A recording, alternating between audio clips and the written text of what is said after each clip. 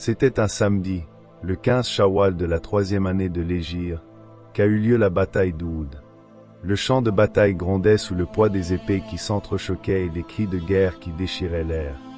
Les musulmans, bien que moins nombreux, avançaient avec une détermination farouche, portés par leur foi et leur amour pour le prophète Muhammad, paix et salut sur lui.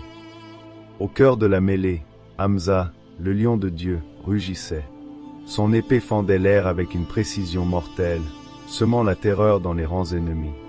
Les Qurayshites, pourtant 3 fois plus nombreux, vacillaient sous l'assaut implacable des croyants. La victoire semblait à portée de main. Mais dans l'ombre, une tragédie se préparait. Le prophète, paix et salut sur lui, avec une clairvoyance divine, avait anticipé chaque mouvement. Il avait placé un groupe de 50 archers sur une colline stratégique, leur confiant la mission cruciale de protéger l'arrière des musulmans. Ne quittez jamais cette position, quoi qu'il arrive, leur avait-il ordonné. Ces mots résonnaient encore dans leurs esprits, mais la tentation était trop forte. Lorsque les musulmans commencèrent à dominer le champ de bataille, les archers virent les Qurayshites reculer. Leurs yeux brillèrent à la vue du butin abandonné par l'ennemi en déroute. La bataille est gagnée, ont-ils pensé. Oubliant les ordres du prophète, ils descendirent de la colline, attirés par l'appât du gain. Sur cette colline qu'on appelle aujourd'hui le mont des archers, il ne restait que Abdallah ibn Zubair et 9 archers. Tous les autres étaient descendus pour profiter du butin.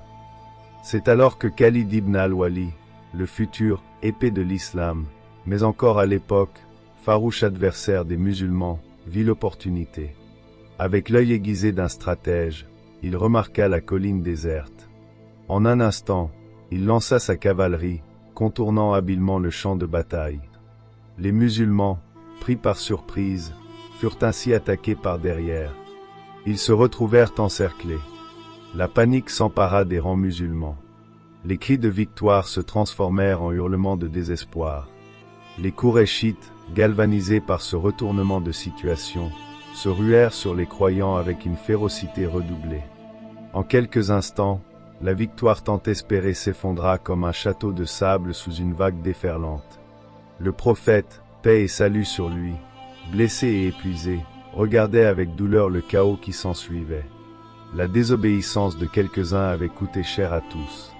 70 musulmans ont été tués lors de cette bataille, tandis que 22 Qurayshites et leurs alliés ont connu la mort.